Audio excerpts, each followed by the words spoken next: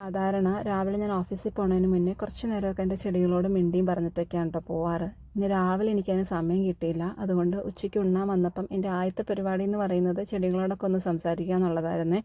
ഇത് കണ്ടോ, എൻ്റെ മൾട്ടി ലെയർ ആയിട്ടുള്ള ചൈനീസ് പോൾസത്തിൽ ആദ്യമായിട്ടുണ്ടായ പൂവാണ് കേട്ടോ.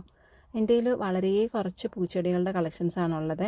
മുമ്പ് അപ്പാർട്ട്മെൻറ്റ് ലൈഫ് ആയിരുന്നുകൊണ്ട് കൂടുതലും ഇലച്ചെടികളാണ് എൻ്റെ കയ്യിലുള്ളത് കേട്ടോ.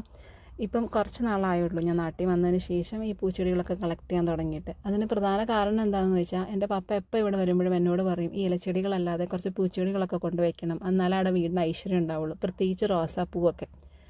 അതുകൊണ്ട് ഞാൻ പപ്പയ്ക്ക് വേണ്ടിയിട്ട് തന്നെ എവിടെ റോസയുടെ കമ്പ് കണ്ടാലും ഞാനത് മേടിച്ചുകൊണ്ടൊന്ന് നടാറുണ്ട്.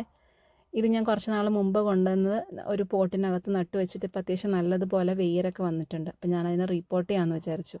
ഞാൻ ഓൾറെഡി എപ്പോഴും പോട്ടി മിക്സ് ചേർത്ത് വയ്ക്കുന്നതുകൊണ്ട് എനിക്ക് റീപ്പോർട്ടിങ് അത്ര വലിയ ടാസ്ക് ആയിട്ടൊന്നും തോന്നാറില്ല. ഇതിപ്പം എന്താണെന്ന് വെച്ചാൽ, ഇതിൻ്റെ ഈ പൂക്കളുടെ ഒന്നും കളർ എനിക്ക് ഓർമ്മയില്ല, കുറേ നാൾ മുന്നേ കൊണ്ട് നട്ടുകൊണ്ട്. ഇനി ഇതൊക്കെ അത്യാവശ്യം നല്ലതുപോലെ പിടിച്ച് വന്ന് മൊട്ടിട്ട് പൂവൊക്കെ ആയി കഴിഞ്ഞാലാണ് ഇതിൻ്റെ പൂക്കളുടെ കളറൊക്കെ അറിയാൻ പറ്റുള്ളൂ. അപ്പോൾ ശരി, ഇനി വേറൊരു വീഡിയോയിൽ കാണാം കേട്ടോ.